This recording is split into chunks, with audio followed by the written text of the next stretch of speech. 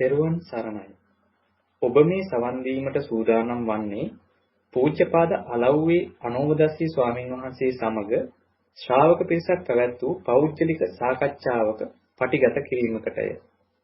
මෙය පෞද්ගලිකව පැවැත් වූ සාකච්ඡාවක් වුවද එහි සාකච්ඡාවන ධර්ම කරුණු ධර්මයේ සොයන බොහෝ දෙනාට ප්‍රයෝජනවත් වේ යන අදහසින් අන්තර්ජාලයට මුදා හැරෙන.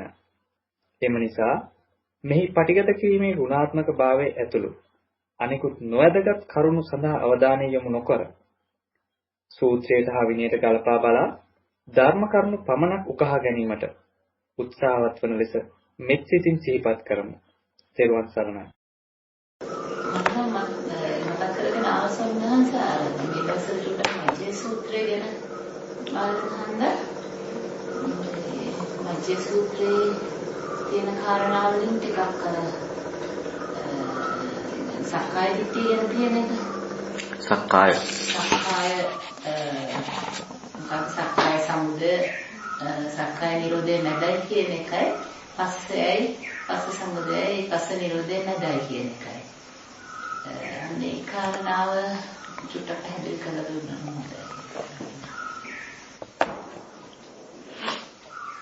සක්කායයි සක්කාය සමුදයයි සක්කාය නිරෝධයයි. ඔය සක්කාය කියන එක මම පොතේ ලියලා තියෙනවා ගොඩක්.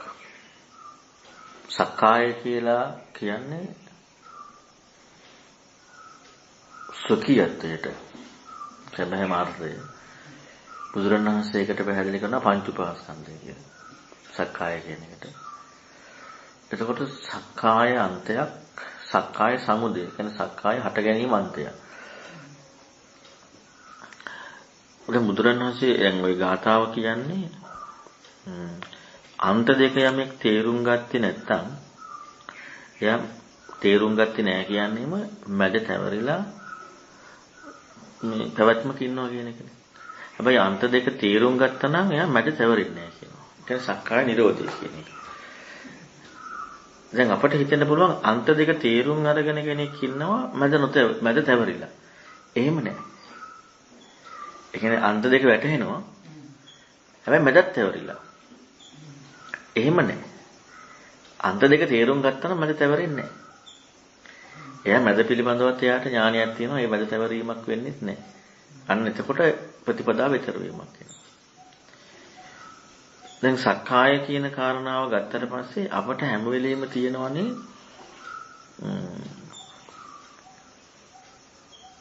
අපේ ජීවිතේ මොකක් හරි අපට ආවෙන එක යෙදීමක්. ඒ කියන්නේ අපට පුජ්‍යලික යෙදීමක් අපේ තියෙනවා. අපිට හැමෝටම අපට ආවෙන එක පුජ්‍යලික යෙදීමක් තියෙනවා. මෙන්න මේ යෙදීම කියන කාරණාව දැන් තව එකක් අන්තයක් කියලා කියන්නේ දැන් මුස්ලිම් අන්තවාදීන් ගත්තොත් එහෙම අපිනේ අන්තවාදීන් කියන්නේ නේ. එයාලට අන්තවාදී බවක් නැහැ නේ.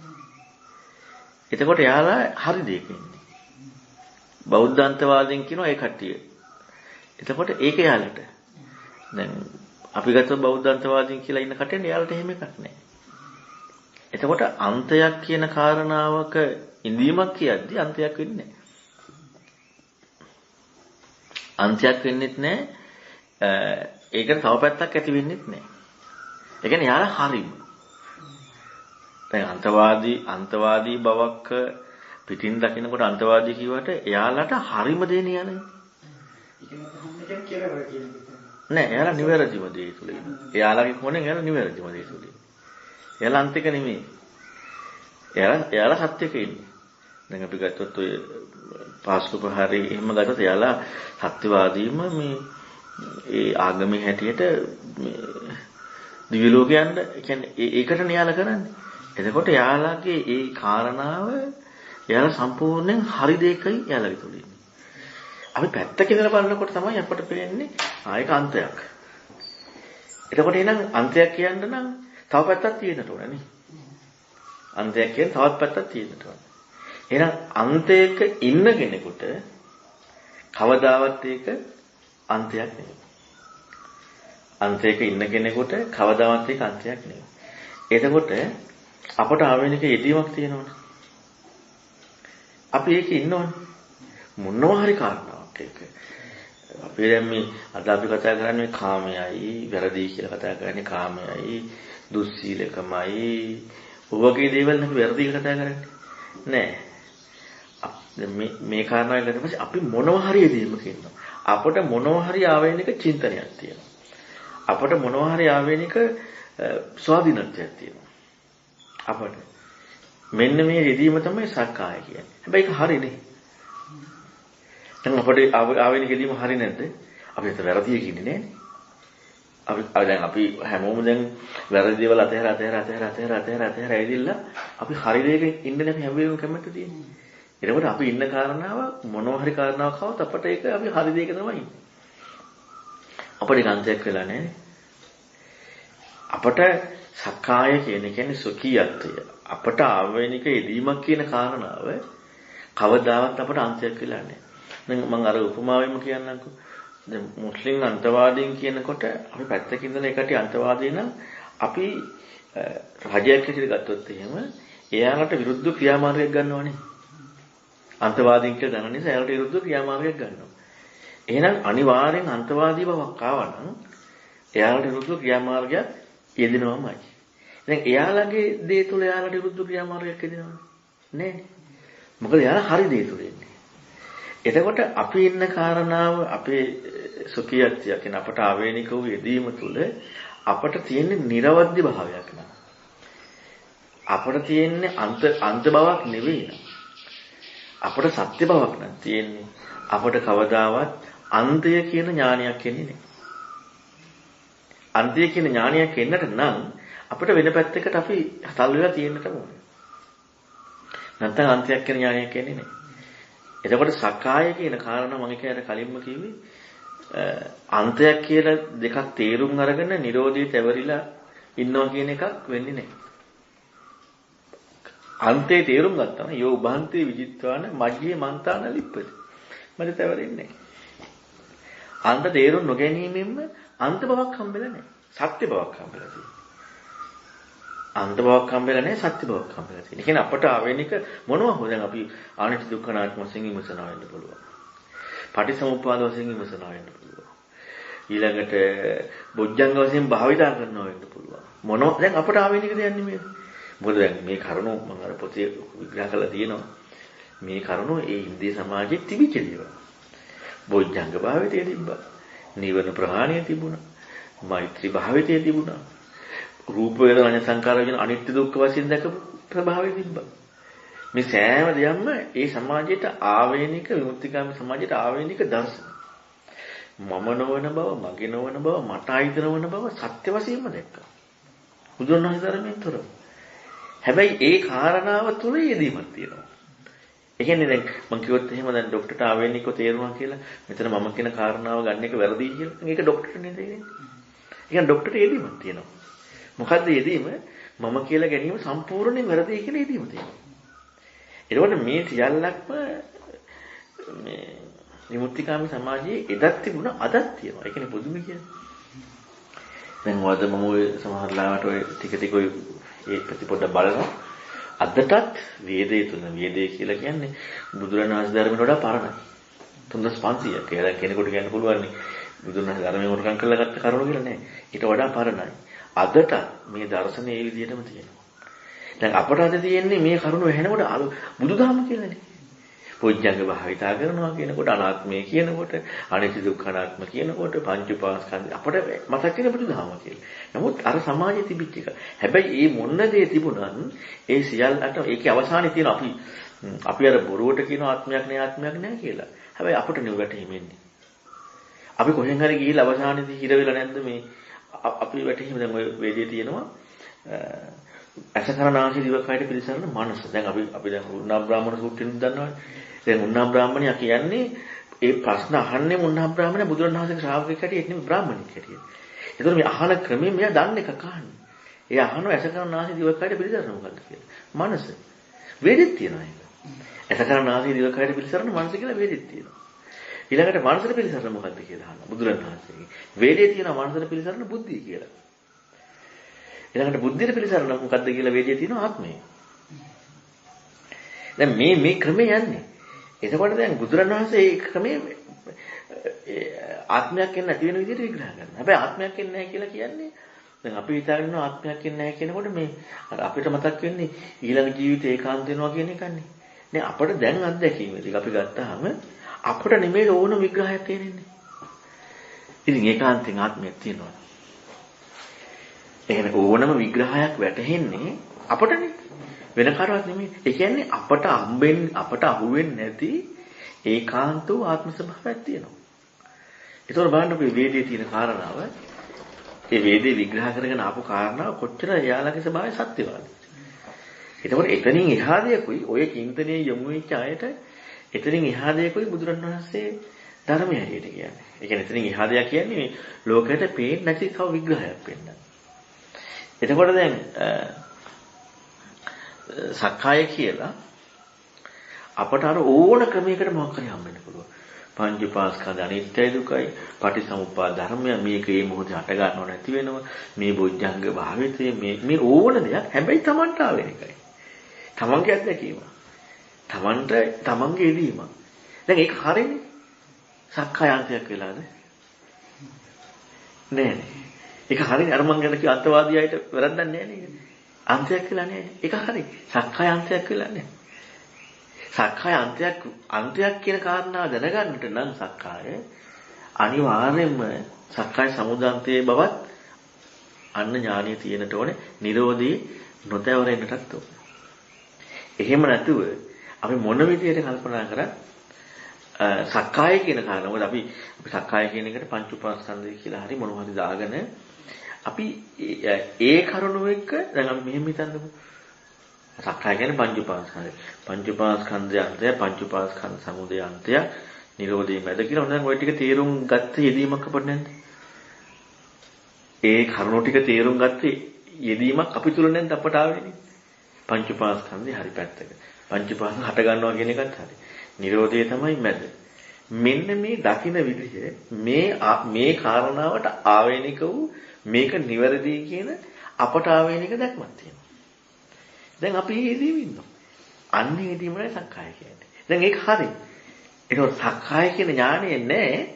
හැබැයි අපට විග්‍රහයකින් හම්බෙලා තියෙනවා. සක්කායන්තයක්, සමුදයන්තයක්, නිරෝධයන්තයක්. හැබැයි ඥානය නෙමෙයි තියෙන්නේ. අපි සක්කායේ යෙදීම ඉන්නවා. අන්ත බවක් කියලා නැහැ. ඒක ඇත්තක් වෙලා. සක්කාය කියන කාරණාවත් එක්ක. එතකොට එහෙනම් අපි විශ්වාස කරන්නේ ඇත්ත කියලා ඉදිලා ඉන්නවා. මොනවා හරි කාරණාවක් අපි හිතන ක්‍රමයක් එක්ක. දැන් මේක මේ බුදුරණවහන්සේ පහළ වුණේ දර්ශනවාදීන් ඉන්න සමාජයකනේ. නිකම් මේ ඔහේ මේ මනස්කාන්ත කල්පනා කරගෙන ඉන්න සමාජයක නෙමෙයි. දැන් අපි අද අපේ සමාජය ගත්තොත් නම් නිවන් දකින්නයි සෝතාපන්න වෙන්නයි අර විවිධ දේවල් මනසට ඇවිදින්න අපි මේ ඔව්ව ගන්නනේ හොයන්නේ. දැන් ඉන්දිය සමාජයේ හොයන්නේ ඇත්ත. ඇත්ත හොයනකොට මොනවා හරි ඇත්ත විදිහට හිතන එකක් තියෙනවා. ඒ හිතන කාරණාවේ එයාට වැටහිච්ච කරුණේ කියා ඉන්නවා. එතකොට ඒ වැටහිච්ච කරුණේ කියා ඉඳීමමයි ඒ යෙදීමමයි සක්කාය කියන්නේ. ඒ හට ගැනීම කියන එකක් එයාට හොයන්න යන්න අවශ්‍යතාවයක් නැහැ. ඇයි හොයන්න යන්න අවශ්‍යතාවයක් නැත්තේ? ඒ හම්බෙච්ච කාරණාව හරිනේ. දැන් අන්තවාදීද? අන්තගාමී අන්ත වෙලාද යන්නේ? දැන් අන්තවාදී බවක යම් කිසි කෙනෙක් ඉන්නේ නැද්දි එයා කවදාවත් ඒකෙන් අයින් වෙන්න හොයනවද?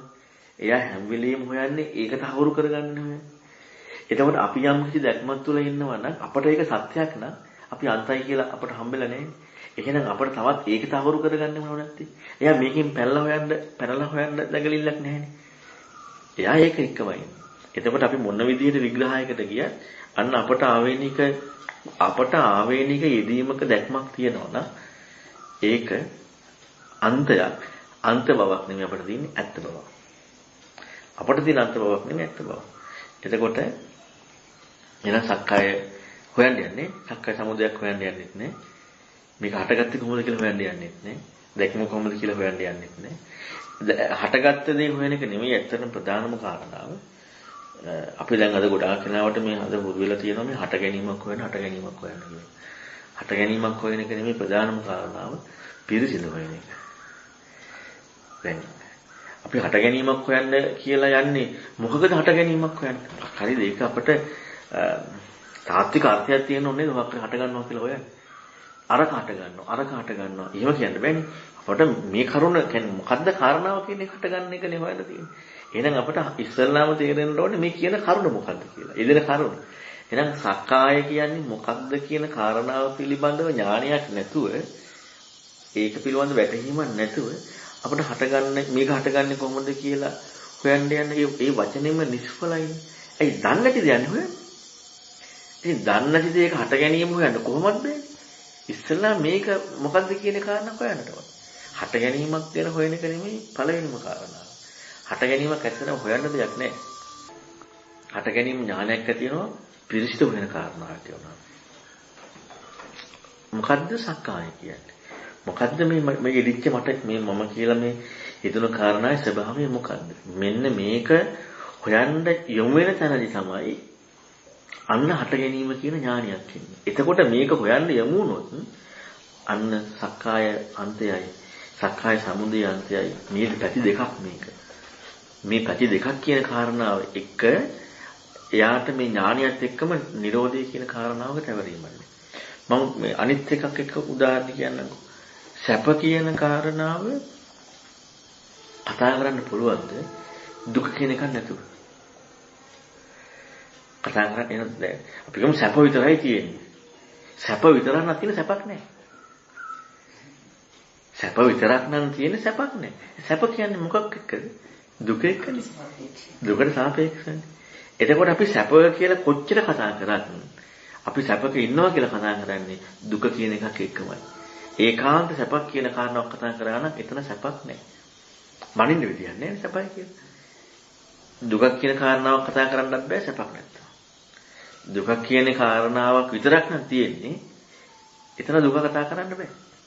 මනින්නේ මොකක් එක්ක? දැන් අපි ගත්තොත් නිරේ සරල කියන්නේ සරල උපමාවක්.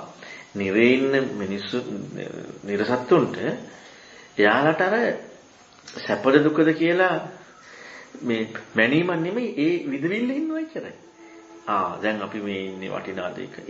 මේ දුක් විඳවන දෙයක. එහෙම එකක් එයාලට නැහැ. ඊළඟට ආභාසර දිව්‍ය ලෝක ගත්තොත් එහෙම සැපේමයි තියෙන්නේ කියනවා. එයාලට එතකොට අර දැන් ඔන්න අපි සැපේකයි ඉන්නේ කියන ඒ කතාව එයාලට නැහැ. එයාලා තියෙන දුකත් එක්ක. එතකොට මේ කියන්නේ අන්ත කියලා කියන්නේ ඇත්තටම තවත් වූ දෙයක් වෙනම තියනවා කියන එක නෙමෙයි. අපි යමක් මනින්නෙම තවත් එකක් එක්ක. ඔන්න ඔය දෙකත් එක තමයි අන්තය දෙන්නේ. එහෙම නැතුව අන්තයක් දෙන්නේ නැහැ. එතකොට සක්කාය කියන කාරණාව පිළිසිදු හොයාගෙන යන්න ගියොත් මොකද්ද හොයාගෙන යන්න ගියොත් එහෙම අපට හම්බ වෙනවා මොකද්ද? හට ගැනීමක් කියන එක. අපට හැබැයි හට ගැනීමක් කියන එක මට ආවෙන එක දැක්මක් වෙනව නෙමෙයි. හට ගැනීමක් කියන එක හම්බ වෙනවා කියන්නේ මෙන්න මේවයි හටගන්නේ කියලා තවත් වූ සක්කායක් වෙන්නේ නැහැ. අපට මෙහෙමයි හටගන්නේ කියලා අපට ආවෙන එක එදීමක් ආවනම් ඒකයි සක්කායන්නේ. කොහෙන් හරි කරකිලා අපි කියලා සක්කාය කරමයි කොටු වෙන්නේ. හරි දෙයකට කොටෙන් වුණා. දැන් වුණා අපි සක්කාය හොයාගෙන යනවා. බියෙන් හටගන්න විදිය කියලා ඉදෙනවා. ඒක සක්කායක්මයි. ඒක හරි. අපි අර නිකන් බුදු වචනකින් නැත්තම් බුදු මානසිකාරයකින් හොරු කර මෙහෙමයි හටගන්නේ කියලා. හැබැයි අපට එදීමන්නේ හම්බුනේ. හටගන්නේ මෙහෙමයි කියලා අපට එදීමක්. ඒක සක්කායක්මයි. නිරෝධය කියන එක පිළිබඳ ඥානයක් එන්නෙම නැහැ. නිරෝධය පිළිබඳ ඥානයක් එනවනම් එතන සිදු වෙන්නේ ඊතර වීම. ඒ කියන්නේ මැද තවරුන් නැත්තම් අනිවාර්යෙන් සක්කාය ඥානයයි සක්කාය සමුදය ඥානයයි කියන තැනදී නිරෝධය කියන කාරණා තවරෙන්නේ නැහැ කියන්නේ ඊතර වෙනවා. දැන් අපට හිතෙනවා මෙහෙම එකක්. අපි යමක් හොයාගෙන යනකොට පිළිසිදු හොයාගෙන යනකොටදී මොනවා හරි හොයාගෙන යනකොට මට ඒකේ හරි විග්‍රහය හම්බෙන්න ඕනේ. දැන් අපි කැමති ඒකටමනේ. මට ඒකේ අපි ගත්තොත් රූපේ අනිත්‍ය දුක්ඛ විපරණාම කියන එක මට හම්බෙන්නට ඕනේ. දැන් අපි හැම වෙලෙම කැමති මොකක් එක්ක ඉන්නද? අර ආත්මෙන් එක්ක ඉන්න නෙමෙයි බලන්න. ආත්මය එක්ක ඉන්න නෙමෙයි බලන්න. අපි හැබැයි අනාත්මයි කියනවා. අනාත්ම බවත් මට වැටහෙන්න ඕනේ නේ. අනාත්ම බවත් මම නොවන බවත් මට වැටහෙන්නට ඕනේ. දැන් ඒත් කාටද ඒක උනේ? ඒත් මට නෙමෙයි. කොහෙන් ගියත් මම ඉන්නවනේ. මම මේකට පුංචි උපමාවක් කියනවා. ඔය පොතේ මම ලියලා තියෙනවා. මේ කියන්නේ අපි මේ කරන කාරණා තුළදී සාමාන්‍ය මේ ලෝකේ විමුක්තියක් හොයන කාරණාව තුළ විමුක්තියක් හොයන බෑ. සාමාන්‍ය කටයුතු කරන්නේම නෑනේ. හැබෑවටම ගත්තොත් එහෙම ආත්මවාදී ස්වභාවය තමයි යථාර්ථවාදී. මොකද ඒක කොහෙන් ගැට ඉතුරු වෙනවා. එහෙනම් බුදුරන් වහන්සේ නමක් ලෝකේ පහළ වෙන තුරාවටම විමුක්තියක් හොයන තාක්කල් සැබෑම අර්ථය ආත්මවාදයමයි. කියන්නේ ඒක දැන් අපි අර නිකන් මහා නින්දිත විදිහට කියනවනේ අර බ්‍රාහ්මණයන්ගේ ආත්මවාදය කිය. බුදුම සත්‍යවාදී බවක් තියෙන. අපි ඒක අර නිකන් අපි හොඳ අය. දැන් අපිට අපි ආත්මික නෙමෙයි වගේ ඉන්නේ. ඒ කොහොනේ තමයි අපි අර කට්ටියට කියන්නේ. නමුත් යාලා හොඳට හිතලා කල්පනා කරලා සත්‍යවාදීව ඒ කියන්නේ හරියට මේ වගේ. අඳුමේ කිලුට වෙලා තියෙද්දි කිලුට ගැන දන්න කෙනා අම්මෝ කිලුට වෙලා කියලා එයා දන්න හොද ගන්න උත්සාහ කරනවා. නැත්නම් එයා දන්නවා. හොදන්න නැතුව හරි දන්නවා. කිලුට දැකපු නැති කෙනා. එයා හොඳට ඉන්නවා. අන්න ඒ වගේ තමයි අපි අර කට්ටියන්ට අන්න අරයාගේ කිලුට කිය පේන්නේ නෝ අපි හොඳටම කිලුට වෙලා. අපේ කිලුට අපට පේන්නේ නැහැ. හැබැයි අර කට්ටිය කිලුට බව දන්නවා. හැබැයි ඒක ප්‍රශ්නිකුත් නෑ යාලට. අන්න ඒක එයාලට පෙන්වන්න පුළුවන් හැබැයි ඕකේ ආදීනවක් කියලා අන්න හොද ගන්න කියලා. මෙන්න මේ වගේ තමයි අපි මේ අන්නේ යුක්තිකාමීන්ට නැත්තම් මේ දර්ශනවාදී අයට කරන චෝදනාව. එතකොට මේ ආත්මය කියන කාරණාව ඇත්තටම අපි මොන විදිහට කල්පනා කරගෙන ගියත් අපි අවසාන ඉතුරු වෙනවා. කොහෙන් කල්පනා කරගෙන ගියත් අපි අපට ආවේනික අත්දැකීමක් එක්ක අපි යනවා. අපට ආවේනික අත්දැකීමක් අපි කොටු වෙනවා. කවදාවත් විමුක්තිය කියන කාරණාවක් නෙවෙයි තියෙන්නේ. අපි කැමතිම කොහෙන් හරි ওই කාරණාවට යන්න. ඉතින් ඒ නිසා සක්කාය නිරෝධයේ කියන කාරණාවට යමු වෙන දෙවම උපමාවක් කියනවා. දැන් අපි ඔන්න හිතන්නකො මම කාටද කියනවා මේ අර කාමරේ කවුරු හරි ඉන්නවද කියලා බලන්න කියනවා. ඔන්න කවුරු හරි අපි හිතමු කාටද කිව්වා කියලා. ගිහලා බලලා ආවිල්ලා කියනවා කවුරුත් ඒ කාමරේ නැහැ කියලා. එයාට ඇත්ත ඒකනේ කවුරුත් ඒ කාමරේ නැහැ. ඉතින් එයා හිටියනේ කි. ඒ කාමරේ කියනද? දැන් එයාට ඇත්ත කාමරේ කවුරුත් නැහැ. එයාට ඇත්ත කාමරේ කවුරුත් නැහැ. හැබැයි එයා කාමරේ නැද්ද? එයා කාමරේ හිටියා. එයා කාමරේ හිටපු බව එයා ගන්නෙ නැතුව තමයි එයාට කවුරුත් කාමරේ නැහැ. එතකොට කවුරුත් කාමරේ නැහැ කියන විග්‍රහයක් ආවනම් කවුරු ඉඳලා නේද කාමරේ නැහැ කියන කවුරු. එහෙනම් අපට මොන විදියට හරි අනිත්‍ය දුක්ඛ අනාත්ම පටිසමුප්පන්න බොජ්ජංගද විදර්ශනා ඥානද ඊළඟට අන්තද මොනවා හරි ක්‍රමයකට අපට විග්‍රහයක් ආවනම් එතන ආත්මය තියෙනවා. අපි පැත්තකින් ඉඳලා අපි ඔක්කොම කරන්නේ. අර කාමරේට ගිය කෙනා කවුරුත් නැහැ කිව්වා වගේ එයාට හම්බෙන්නේ ඒ විදිහම විග්‍රහය. අර ප්‍රතිපදාත්මකව අර කාරණාවට වෙන්න ඉඩ තියෙනවා. හැබැයිම අනාත්මය කියන කාරණාව දැන් හැබැයිම අනාත්මය ආයෙ මට එන්න බෑ. ඒ තාත්මය නේද? මේකේ යථාර්ථවාදී බව ඊතරයිම විතරයි. දැන් ඊතරයිම මම ලබනවා නම් ඊතරයිම කියන ගාතයක් නැහැ නේ. විමුක්ති මම ලබනවා නම් විමුක්ති මම ලබනවා නම් ඉතින් මම ඉන්නවනේ. ඊතරයිම මම ලබනවා නම් ඒත් මම ඉන්නවනේ. හරිද යන්නේ නේද? අද ගොඩාක් අපි කොටු වෙලා තියෙන්නේ මෙන්න මේ වචනයක ඔකට කියන පදපරම කියලා. දැන් අය පදපරම කියන එකට මේ අර ඇත්ත අවබෝධ කරන්න බෑ කියන එක තමයි. පද කියන්නේ පදය. පරම කියන්නේ උතුම් කරගෙන. පදපරම කියන එකේ තේරුම පදය උතුම් කරගෙන. දැන් අපිට විමුක්ති කියන පදය උතුම් කරගෙන නිවන කියන පදය උතුම් කරගෙන අපි මේ පදේ පරම වෙලා ඉන්නවා. දැන් විමුක්තිය කියන පදේ අර්ථය ශ්‍රේෂ්ඨ වුණා නම් විමුක්තිය ලැබෙන්න බෑනේ. නිවන කියන වචනේ අර්ථය ශ්‍රේෂ්ඨ වුණා නම් නිවන කියලා ලැබෙන්න බෑනේ. දැන් අපිට නිවන කියලා ලැබෙනවා නම් ඒ පදේනේ පරම වෙලා තියෙන්නේ. පද පරමයි. එතකොට මොන විදියකට හරි අපිට අත්දැකීමක් එක අනිත්‍ය වශයෙන් ආවත් අනිත්‍ය වශයෙන් විග්‍රහයක් අපට ලැබිලා දුක් වශයෙන් විග්‍රහයක් අපට ලැබිලා අන්න ඒ පදේ පරම වෙලා. පද පරමයි. ඒක එක්ක ඉන්නකොට අන්න පද පරම වෙන්නේ නැහැ. ඒක එක්ක ඉන්නකොට කියන්නේ ඒක ලැබෙන්නේ නැහැ. ඒක අපට අත්විඳීමක් වෙන්නේ නැහැ. ඊළඟට තමයි දැන් අපි හිතමු අපිට මොනවා හරි තව කාරණාවක් විග්‍රහයක් ආවා කියලා. ඒ කියන්නේ සක්කාය මේකයි. සක්කාය සමුදය මෙහිමයි. සක්කාය නිරෝධය මෙහිමයි. දැන් ඒක අපට ආවේනික විවහාරයක් කියන්නේ අපි දැනගත් එකන්නේ. ඒක කියන්නේ අපට ඒක විවහාර කරන්න පුළුවන්. මේකට කියනවා අභිනන්ජති අබ්බවජති අජ්ජෝසාය තිට්ඨති. අභිවජති කියන්නේ අපට මේක හොඳට අපි තුලින් කාට කියන්න නෙමෙයි. අපි තුලින් විග්‍රහයක් පේනවනේ. එතකොට ඒ විග්‍රහයක් අපට පේනවා කියන්නේ විවහාරයක්. අපි තුලින් අපට විවහාරයක්. තව කෙනෙකුට කියලා දෙනවා නෙමෙයි. අපි තුලින් අපට විවහාරය. බුදුරණවහන්සේ වෙනනවා සංඥා විපාකය විවහාරය කියන්නේ.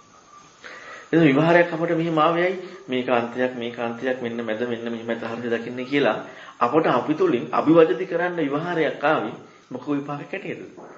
සංඥා විපාකයක් ඇටියෙද? ඒ සංඥා විපාකයක් ඇටියට ආවනම් සංඥාව කියන්නේ මිරිගුව. සංඥාව කියන්නේ මිරිගුවනේ. මිරිගුව විපාකයක් ඇටියට ආවේ අපට මිරිගුව විපාකයක් ඇත්තක් වෙලානේ. අපට මේ විවහාරය මෙන්න සක්කාය වෙන සක්කාය සමුදය බෙකන සක්කාය නිරෝධී කියලා ආව විග්‍රහය විවහාරය සංඥා විපාකයට ආව විවහාරය අපට ඇත්තක් වෙලානේ.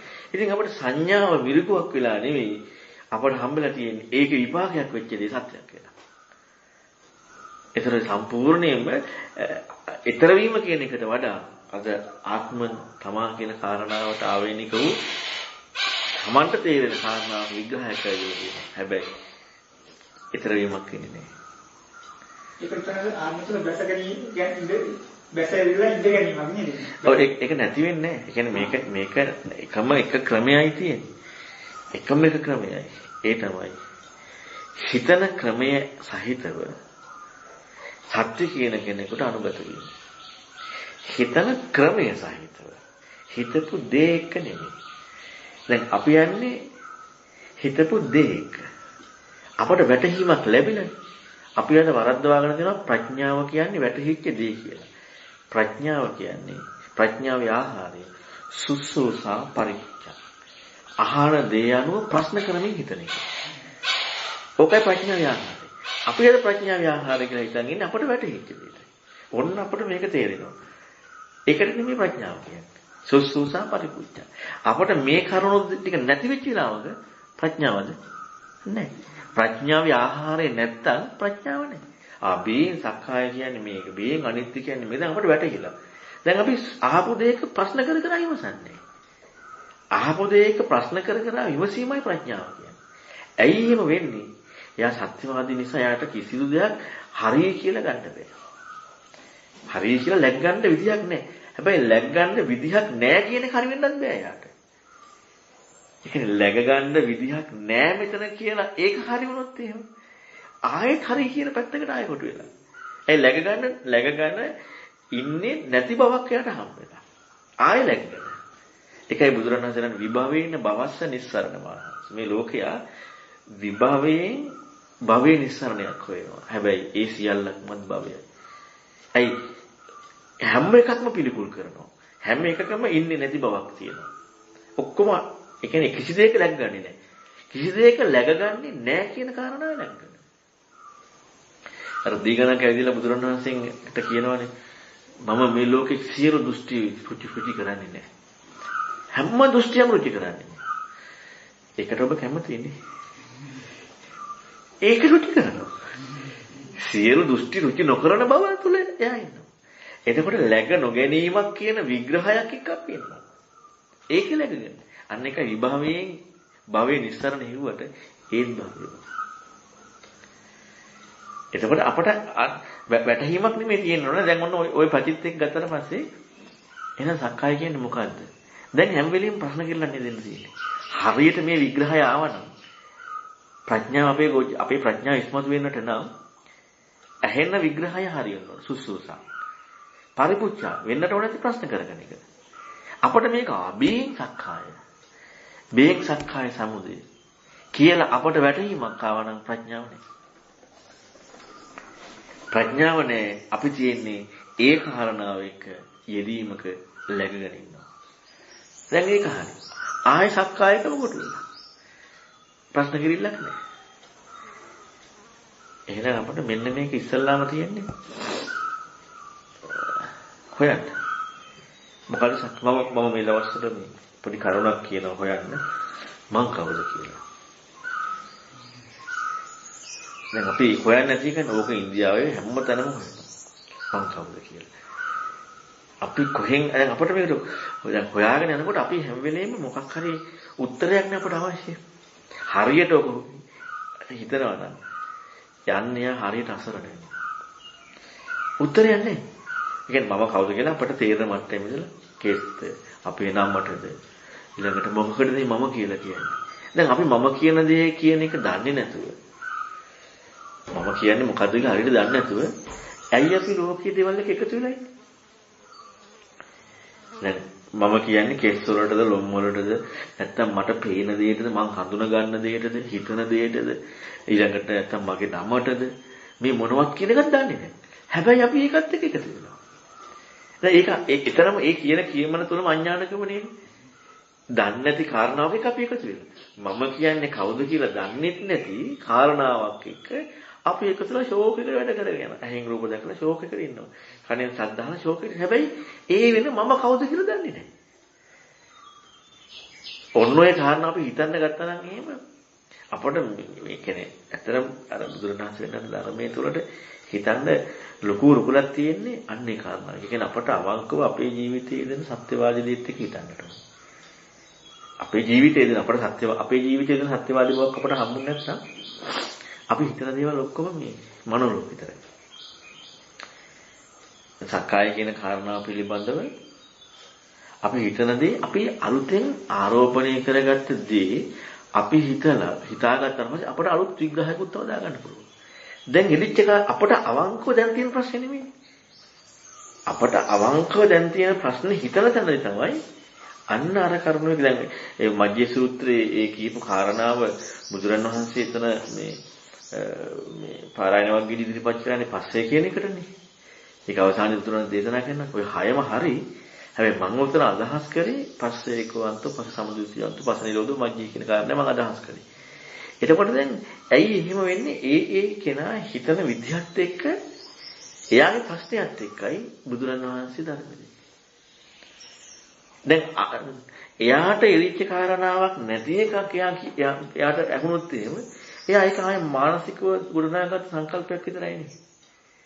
දැන් මට අවංකව දැන් ප්‍රශ්නයක් ආවනම් ඒ ප්‍රශ්නේ එක තමයි හිතන්න මට යමක් දෙන්නට ඕන නැති. එතකොටයි මේක අර්ථාන්විත වෙන්නේ. මට තියෙන එක එකක්. දෙන ප්‍රශ්නේ තව එකක්. දැන් එතකොට මේ අරක හිතන්න කිව්වට මේ හිතන අපි අවංක හිතන විදිහ අරක ගැලපෙන්නේ. ඇයි ඒක වෙන වෙනද? මෙතෙන්ට හරියටම ගැලපෙන්නට ඕන. අන්න එකයි ඒක බුදුරණවහන්සේ විතරයි පුළුවන් ඉන්දිය පරපරේ ඥානයත් එක්ක හරියටම කියලා දෙන්න පුළුවන් ඒ කාරණාව එක ඉච්චරයි. අපට අපි හරියට හිතාගෙන යනකොට අන්න අපි එතකොට මේ හිතන ක්‍රමයක් එක්ක අපට ටික ටික හුරු කරගන්න පුළුවන් දේශනාවල තියෙන ඒ කාරණා මොකක්ද මේ කියන්නේ කියලා. නැත්තම් අපි සංකල්පයක් දාගන්නවා. පස්සෙත් ඔය වගේම. දැන් පස්සේ කියන කාරණාවත් අපි මේ අද කරන ලොකු වැරද්දක් තියෙනවා. බුදුරන් වහන්සේගේ ධර්මය භාෂාවක් කරගෙන මේ භාෂාව ධර්මයක් කරගෙන ඒ භාෂාව අපි ගලපනවා. දැන් පස්සේ කියන කාරණාව පාලි භාෂාව වචනයන්නේ. මාගදී වචනය. එතකොට ඒ මිනිස්සුන්ට ඒකේ අර්ථයක් තියෙනවනේ. දැන් අපට පස්සේ කියද්දී අපට තියෙන වෙනම අර්ථයක්. ඇයි අපි හිතන් ඉන්නේ පස්සේ කියන්නේ ධර්මය කියලා. දැන් කෙනෙකුට වචනයක් sannivedanaya කරන්න කියන්නේ යමක් කියලා දෙන්න අනිවාර්යෙන් එයාට ඒ කියන වචනේ අර්ථය යන්නට ඕනේ. එතකොට එහෙනම් ඒකට සමාජීය අර්ථාන්විත වචනයට අර්ථාන්විත යෙදීමක් තියෙනවා. පස්සේ කියන එකට. අපට පස්සේ කියනකොට කියනවා තින්නම් සංගති පස්ස කියලා. ඒ කියන්නේ බුදුරජාණන් වහන්සේ ලෝකෙට අලුතෙන් පස්සේ කියන වචනයක් මෙව්වා. වචනයකුත් මවලා ඒකට අර්ථයකුත් මෙව්වා. ඒ පස්සේ කියන වචනේ ලෝකේ නෑනේ. ඒ පස්සේ කියන එකට කාර්යය ඇදී තින්නම් සංගති පස්සේ. ඒ කියන්නේ බුදුරජාණන් වහන්සේ දා ලෝකෙට දා වචනයක් නේ. දැන් තින්න සංගති පස්සෝ කියන එක බුදුරණවහන්සේගේ විග්‍රහයක්. එතකොට පස්සේ කියන එක තියෙන්නේ ලෝකේ තින්න සංගති පස්සෝ විතරයි. ඒ කියන්නේ බුදුරණවහන්සේ අලුතෙන් වචනයක් ලෝකෙට මෙව පස්සේ කියලා. හරි. ඔක ඔයාලා ඉගෙන ගන්න. ඕකට මම පස්සේ කියනවා. දැන් ඕක එනන් තින්න සංගති කියන එකයි මේ අර්ථය. එහෙම එකක් උනේ නෑනේ. පස්සේ කියන එක ලෝකේ අර්ථය. සමාජීය අර්ථය. සමාජීය වචනය. නැත්නම් කෙනෙකුට යමක් කියලා දෙන්න බෑ. එතකොට ඒක එක්කයි අපි හිතන්න ඕනේ. අන්න ඒකට වෙනම අර්ථයක් දුන්න බුදුරන් වහන්සේ. ඒක පස්සේ බලන්නට ඕනේ. හැබැයි ඒක පස්සේ බලන්නට ඕන නැත්තේ බුදුරන් වහන්සේ වෙනම අර්ථය දුන්න තැන ඉඳලා. අපි මොකද කරන්නේ? මම ඊයේ ડોක්ටර්ත් එක්ක කතා කරද්දී කරුණ ටිකක් කිව්වා. අපි කරන්නේ අරකින් කෑල්ලයි මේකින් කෑල්ලයි අරකින් කෑල්ලයි අරගෙන එකම වගේ වචන ටිකක් තියෙනකොට ඔක්කොටම එකම විදිහට ඒක දාගන්නවා. මම උපමාවක් කිව්වා. දැන් මෙතන බෝතල් තුනක් තියෙනවා. මෙතන එක බෝතලයයි, මෙතන එක බෝතලයයි, මෙතන එක බෝතලයයි. මේකේ මම කියලා ගන්න එක. මේකේ මඩ බෙහෙත් එක. මේක ඔළුවට දෙලා දාන්න. මම ඔන්න කියනවා මෙන්න මේකේ තියෙන්නේ මේ බෝතලේ මම කියලා ගන්න එක තියෙන්නේ. මේ බෝතලේ මොන බෙහෙත් එකක් තියෙන්නේ. මේ බෝතලේ ඔළුවට දාන තෙල් එකක් තියෙන්නේ. දැන් ඔක්කොගෙන් බෝතලේ කියවනනේ. ඔක්කොගෙන් බෝතලේ කියවනවා. දැන් මගේ ඔළුව වැක්කම වෙනවා මම අතන ඉන්නවා. මම කියනවා මේ අර ඔළුවට දෙලා දාන බෝතලේ අරන් ඉන්න කියලා. බෝතලේ කිව්වේ. දැන් මේක අර යනවා. කියලා කියනවා. මේක තියෙන්නේ කෙල්ල. දැන් මේක ඔළුවට දැම්මොත් හරියන්නේ නැහැ. දැන් බෝතලේ කියන වචනේ හැමතැනම කියවුණා කියලා අපි මේ ඒකේ තියෙන අර්ථයේ එදීමත් එක්ක ඒ කරුණ ගත්තේ නැත්නම් එහෙම ලොකු පටලැවිල්ලක් එනවා. එතන තියෙන එක විතරක් බලන්නට ඕන. අන්න ඒ වගේ තමයි පස්සේ කියන එක බුදුරණවහන්සේ වෙන විග්‍රහයක් දීලා නැත්තම් අපි මේ තින්නම් සංගති පස්සෝ දාලා හරියන්නේ නැහැ. පස්සේ කියන එකට අර්ථය සමාජීය අර්ථය ගන්නට ඕන. තින්නම් සංගති පස්සෝ කියලා විග්‍රහයක් දුන්නා නම් ඒකෙත් එන්න ගන්නට ඕන. පස්සේ කියන විග්‍රහය දුන්නා නම් පස්සේ විතරක් දුන්නා නම් ඒකෙත් එන්න ගන්නට ඕන. නැත්නම් මොන තව තියෙනවා දේශනා ගණනාවක් තියෙනවා. පුස්සන්ති පස්සාව උපදින් පටිච්ච නිරූපදින් කියන පුස්සයුම්. දැන් ඔයාලට තින්නම් සංගති පස්සෝ දැම්මොත් එහෙම තින්නම් සංගති කිය අපිට මේ අමුතු විකෘති දාන්න වෙනවා. ඒ කියන්නේ දැන් අරකේ තියෙන වචනේ විතරක් අපි ගන්නෙ නෑනේ. ඉතින් ඒ නිසා අපි ප්‍රධාන වශයෙන් හරි බලන්න ඕනේ. ඒ කියන්නේ දේශනාවට විතරක් කොට වෙලා. ඒ දේශනාවට විතරක් කොට වෙලා නැත්තම් මෙතන පස්සයක් තියෙනවා, අතන පස්සයක් තියෙනවා, තව තැනක පස්සයක් තියෙනවා. කොයි පස්සයත් එකයිනේ කියලා අරගෙන ගියා කියලා හරියන්නේ නෑ. හිතන්න ගත්ත කියලා හරියන්නේ නෑ. අතන තියෙන එක විතරක්. හැබැයි දැන් අපි හිතන්නේ මේ පස්සේ කියන එකට සමාජීය අර්ථය දැනගෙන තියෙනවනේ. මේක සමාජීය අර්ථය අපි දැනගෙන නැත්තම් අපට අර අර්ථය ගන්න වෙන නැහැ අපේ ඩික්ෂනරි. අපේ ඇතුළේ શબ્දකෝෂ මොකක්වත් නැහැ. එහෙනම් අපි අනිවාර්යෙන් මේක සමාජීය විවහාරය තුළ මේ මොකකටද යොදන්නේ කියන කාරණාව අපි දැනගෙන තියෙන්නට ඕන. ඒක දැනගෙනයි අපි ඒ කාරණාව ඉගෙන ගන්න ඕනේ. පස්සේ කියන වචනේ ගොඩාක් තැන්වල විග්‍රහ. ඒ කියන්නේ සාමාන්‍ය විග්‍රහ තියෙනවා සමාජයේ මේ ඉදිච්ච. ඒ කියන්නේ ඒක යෙදෙන තව තැන් තියෙනවා වෙන වචනවල. දැන් කයට යෙදෙනකොට ඒකට කියන්නේ පස්සේ කියලා. කයට පහසක් යෙදෙන කාරණාවට පස්සේ කියන්නේ. දැන් එතකොට කයට පහසක් යෙදෙන කාරණාව පස්සේ කියනකොට ඒකට වෙනම හපව තින්න සංගති පස්සෝ කියලා කතා කරන්න තියෙනවනේ. එතන පහසයි තින්න සංගති. ඒකට එහෙන අවුලක් වෙනවනේ. අපි අර ඒ වචන විතර සීමා වුණ නැත්නම් මේ අවුල බුද්ධම ව්‍යාකුලත් එකට යනවා. ඊළඟට තමයි තව අවුලක්. ඒකත් මම ડોක්ටර්ත් එක්ක ළඟදී කතා කරා. දැන් පස්සේ කියනකොට අපි අර්ථකථනය කරගන්නවා ඇසයි රූපයි ඇසේ විඤ්ඤාණය. දැන් අපිට ඒක තේරෙනවනේ. ඇසයි රූපයි ඇසේ විඤ්ඤාණයයි ওই තුන එකතු වීම පස්සේ. සංඥාව ඇති වෙන්නේ පස්සේ ප්‍රත්‍යෙන්නේ. සංඥාව ඇති වෙන්නේ ස්පර්ශ ප්‍රත්‍යෙ. දැන් අපිට ඇහැ කියලා සංඥාවක්. දැන් අපි මේ පස්සේ විග්‍රහ කරගෙන යන්නේ ඇහැ කියලා අපිට සංඥාවක් ආවනේ. රූප කියලා සංඥාවකුත් ආවා. එතකොට විඥානය කියලා සංඥා හඳුනා ගැනීමක් ආවනේ. ඇහැ හඳුනා ගැනීම. රූප කියන්නේ ඇහැ කියලා හඳුනාගත්ත කියන්නේ හඳුනා ගන්න එක නම් කරා නෙමෙයි. පස්සේ කියන්නේ මොකද්ද? ඇහැ කියලා අපි හඳුනාගත්තා. රූපයක් කියලා හඳුනාගත්තා. අපි යෙදුනේ ඒකනේ. විඥානය කියලා හඳුනාගත්තා. මේ තුන එකතු වීමයි පස්සේ. දැන් අපි යෙදුනේ ඇහැ හඳුනාගත්ත කන්නේ අපිට යෙදුනේ. නැත්නම් අපිට ඇහැ කියලා කතා කරන්න බෑනේ. ස්පර්ශයට හේතුව ඇහැ රූප විඥාන එකතු වීම. එතකොට ඇහැ රූප කියලා අපි හඳුනා ගැනීමක් යෙදුණා. හැබැයි දැන් මේක කතා කරන්නේ මොකකට හේතුවද? මොකක්ද කතා කරන්නේ? පස්සේ. සංඥාව කියන්නේ පස්ස ප්‍රත්‍යයෙන් හටගන්න එක. හැබැයි අපි පස්ස ප්‍රත්‍යයෙන් හටගන්න සංඥාව අරගෙන තියෙනවා පස්සේ ඇති කරගන්න විග්‍රහ කරගන්න. ඇයිද? ඇහැට සංඥාවක් හොරට තුනක් නැද්ද? රූපයකට සංඥාවක් ඇති වුණා. ඇහැ කියලා හඳුනාගත්තා, රූප කියලා හඳුනාගත්තා. ඇහැයි රූපය විඥාන එකතු වීම ස්පර්ශය. ඒකෝට දැන් අපි ස්පර්ශය විග්‍රහ කරගන්නේ සංඥාවකින්. ස්පර්ශයෙන් සංඥාව හටගන්නේ අපි ස්පර්ශය විග්‍රහ කරගන්නේ සංඥාවකින්. බලන්නකො ලොකු අවුලකට පත් වෙන හැටි කියන්නේ දැනුමයි අර්ථයයි සමාජ විවහාරයයි මෙන්න මේවා පැටලුණාට පස්සේ අපි ලොකු අවුලකට පත් වෙනවා. මොකද අර විග්‍රහ කර දැන් අපිට හිතන්න එකක් නැහැ නේද? ධර්මයේ හේද්දි සිදු වෙනවනත් ඒ පරිපූර්ණ විනිසනයක් වෙන හිතන්නේ. හරිනම් අපිට පස්සේ කියන කාරණාව කියන අපි අර්ථාන්විත වුණා නම් පස්සේ කියන කාරණාව අපි හිතමු තින්න සංගති පස්ස විග්‍රහයට දුන්න සූත්‍රයක් තියෙනවා කියන්නේ. අපිට ඇහැ රූප විඥාන කියලා කියන කිසිම නිර්වචනයක් ඉන්න බෑ. මොකද හේතුව ඒක දැනුම. ඒක දැනුම. දැන් අපට ඕනේ මෙතන මොකක්ද මේ ඇහැ රූපේ විඥානය කියන්නේ කියලා අපට අපි තුලින් හිතීමක් ඉන්නේ. අන්න ධර්මයේ හෙද්දි ඇතුලෙන් පරිපුච්ඡා වෙන එක. අපි මේ දැනුම පොතේ තියෙන දැනුම ඇහැ රූපය විඥානය කියන එක අපි ඒකම එහෙම සංඥාවක් හැටියට අපි ලබා ගන්න අර්ථය කියලා. ඉතින් එතන අපේ හිතීමක් වෙන්නේ නැහැ. තනිකර ගැළපීමක් නෙවෙයි. අන්න ඒකට තමයි කියන්නේ පද පරම කියලා. අයි මේ පදය උතුම් වුණා. අයි ඇහැ රූප විඥානය කියලා පදයක් කිව්වා. ඒ පදය ශ්‍රේෂ්ඨ වුණා. දැන් ඒ පදය අර්ථය වෙලා. ඒ පදයෙන් කියපු අර්ථයට අපි යන්නේ නේ. පද පරමයි. හැම එකම වෙන්නේ උන්මයි පදේ පරම කරගන්නවා. අරක කියන්නේ විචක්ෂණය කියන කාරණාවට ඉඩක් කියන්නේ නැහැ. පරිපුච්ඡා කියන කාරණාවට ඉඩක් කියන්නේ නැහැ. ඇහැ කියන්නේ මොකද්ද? රූපය කියන්නේ මොකද්ද? ඇහැ විඥානය කියන්නේ මොකද්ද? මෙන්න මේ හිතිල්ලයි ඇහි තියෙන්නට ඕනේ. සුසුසා පරිපුච්ඡා. දැන් අපි ඉමේජිනේෂන් එක දැන් අහන දෙයක් සම්හාස කොහොමත් සෝවාන් ඵල ලබා ගන්නකම් කෙනෙක් ආත්ම දෘෂ්ටියක දැකගෙනම ඉන්නේ. එතකොට එයාට හිතන විදිය කොයි ක්‍රමයකට හරි මට හරි විදියකට බහැගෙන ඉන්නේ. ඒකට එයා යම්කිසි දැන් ඉස්සර බණ අහලා එයාගේ මාකරේ එයාගේ දැනුමක් බවට පත් වෙලා නේ ඊට පස්සේ ඒක විචක්ෂණය කරන්න ඕනේ. එහෙම නැතුව කොහොමද උනත් කරගන්න බෑනේ සම්නාසය කියන්නේ. ඒකෙන් නොදැවරේ හිතනවා කියන කාරණාව.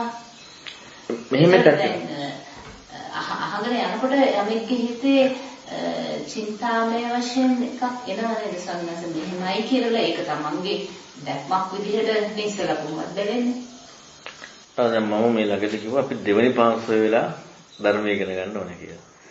දෙවෙනි පාර්ශ්වය වෙලා කියන්නේ අපට තියෙන්නේ දැන් මේක කොටස් මම මේ ළඟදී කරපු සාකච්ඡාව ඊපෙරේද මම හිතන්නේ උග්ගටි සංඥා විප්පටි සංඥා නෙයයි පදපරම විග්‍රහ කරා. උග්ගටි සංඥා කියලා කියන්නේ දේශනාව ඇහෙනකොටම කිසිදු විදියකින් ඒකේ අර්ථයක් කියන්නේ ඒකේ වචනයක වචනයෙන් පෙන්වන විවහාරිකත්වය හම්බෙන්නේ නැතුව අර්ථය සිදුවීමින්ම ඉතර වෙනවා.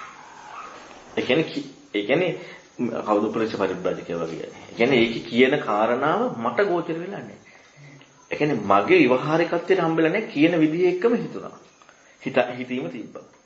ඊළඟට තව කට්ටයක් ඉන්නවා එයාට එයා හිතීමත් එක්ක එයාට පොඩි ගෝචරත්වයකුත් තියෙනවා. ඒකේ එයා හිතන්න විදිහක් ගන්න එකක් තියෙනවා. එයාට පස්සේ ගිහිලා හිතලා අවබෝධ කරා යනවා. අනිත් කෙනා කියපු පද පිළිවෙල ඒ විදිහටම ඉගෙනගෙන ඒක හිම මතක තියාගෙන ඒක කිසිම අර්ථයක් නෙමෙයි. අර්ථයක් නෙමෙයි කියන්නේ තමන්ගේ පැත්තට ඇවිදලා නැහැ. දැනුම. හුදු දැනුමක් විතරයි. අන්න ඒක ඒ විදිහට මුලැමැදාග පිරිසිදුව සජ්ජායනා කරමින් ඒකේ තියෙන පිළිවෙල ඔක්කොම බලමින් ඒක විතරක් මතක තියාගන්නවා. ඊට පස්සේ ටික එයා මේකෙන් මේ කියන්න යන්නේ මොකද්ද කියලා හොයන්න ගන්නවා. අන්න ඒ කාරණාව නෙయ్య. කාලයක් කරු කරන්නේ. එහෙම නැති වුණොත් එහෙම අර පෙන්නපු පදය පරම වෙලා අර්ථයක් වෙනවා. ඒක පද පරම. ඒ තමයි හතර දෙනා. ඒ කියන්නේ සූත්‍රයේ පෙන්නපු පදය ඒක ශ්‍රේෂ්ඨ වෙලා ඒක අර්ථය වෙලා ඉන්නවා. ඒක පද පරම. නෙయ్య කෙනාගේ තියෙන්නේ මේක සුතයක් විතරයි. ඒ කියන්නේ කිසිම අර්ථයක් නැහැ යාට. ඒ කියන්නේ අපි වෙනම භාෂා වෙනම යම් විග්‍රහයක් අපි හිතමුකෝ මොනවා හරි මේ නොදන්නා දෙයක් කියන්නේ නොදන්නා ගැළපීම. දන්න වචන ටිකක් මෙන්න මේ ටික ඉගෙන ගත්තා. දැන් මේකෙන් මොකද්ද කියන්නේ කියලා පස්සේ හොයනවා. හැබැයි මේකේ අර්ථයක් වුණොත් ඒකේ විග්‍රහය පද පරම කියන එක වචනේ අර්ථය පදේ උතුම් කරගෙන. එතකොට ඒකේ විග්‍රහය උතුම් වෙනවා. ඒ කියන්නේ ඒක අර්ථයක් වෙනවා. ඒක අර්ථයක් වෙන තාක්කල් බෑ. සෝතාපන්න වෙනකන් ආත්ම දෘෂ්ටිය නැහැ කියන එකයි බුදුරණවහන්සේ ධර්ම දේශනා කරන ප්‍රඥාවන්තයන්ට කියන එකයි දෙකක්. ප්‍රඥාවන්තයා කියලා කියන්නේ සුසුසා පරිපූර්ණ ධර්මය අහන්න ඕනේ නැහැ. දැන් අපි හිතාගෙන ඉන්නේ ප්‍රඥාවන්තයා කියනකොට ශාසනයයි විතරනේ. බුදුරණවහන්සේ ධර්මය කියන්නේ ප්‍රඥාවන්තයා. එතකොට එයාලා යන කලින් ශාසනයයි වෙන්න එපා. ප්‍රඥාවන්තයා. එතකොට එයාලගේ ප්‍රඥා ලක්ෂණය මොකද්ද? සුසුසා පරිපූර්ණ. එයාගේ ප්‍රඥා ලක්ෂණය ඒකයි. එතකොට එයාලගේ ගතියක් තියෙනවා අහන දේ හිතන එක. ලබා ගන්න එක නෙමෙයි හිතන එක. ඔන්න ඔය ගතියෙන් යුක්ත අයටයි ධර්මය කියන්නේ. දැන් බුදුරණවහන්සේට ආවේනික ධර්මයේ සාමුක්කාංශික දේශනාව කියන්නේ කලින් කරුණු කිහිපයක් සම්පූර්ණ වෙන්නට ඕනේ. ඒ කරුණු සම්පූර්ණ වන තුරාවට බුදුරන් වහන්සේ කෙනෙකුට ඉස්සල්ලාම ධර්මය කියන්නේ නැහැ. අනුපිළිවෙල කතාවෙන් කරලා අනුපිළිවෙල කතාව කරලා සිත මෘදු කර්මන්නේ විනීවරණ බවට පත් වෙන්නට ඕනේ. එතනදී ධර්මය කියන්නේ. එතනට අවශ්‍ය ධර්මය අපි එහෙනම් ඉගෙන ගන්න ඕනේ නැති ධර්මයක් විතරයි.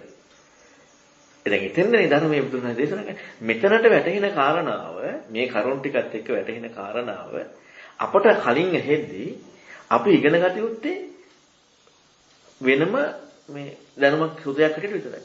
ඒක අපට වෙන අර්ථයක් නෑ. සුතේ නිරවුල් වීම කියන්නේ පෙනෙන විදිය පිට පෙනුම නිරවුල් වුණා. මට හම්බුණා නෙමෙයි පිට පෙනුම නිරවුල් වුණා.